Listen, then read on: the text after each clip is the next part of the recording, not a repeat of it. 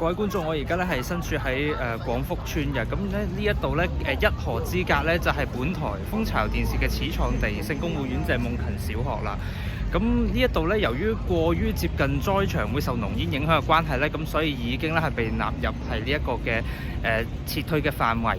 咁而我哋亦都可以見到喺撤離範圍以外咧，呢一啲紅藍燈咧係不斷咁樣係閃爍嘅。咁咧有大量嘅救援車輛係已經到場。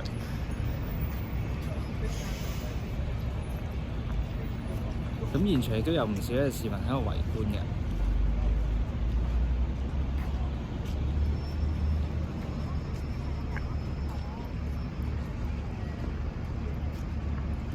咁消防咧已經係將呢場嘅火災咧係升到上去啦，係5級火。咁並且係造成咗2位數字嘅死傷。蜂巢電視記者烏力維文喺廣福村報導。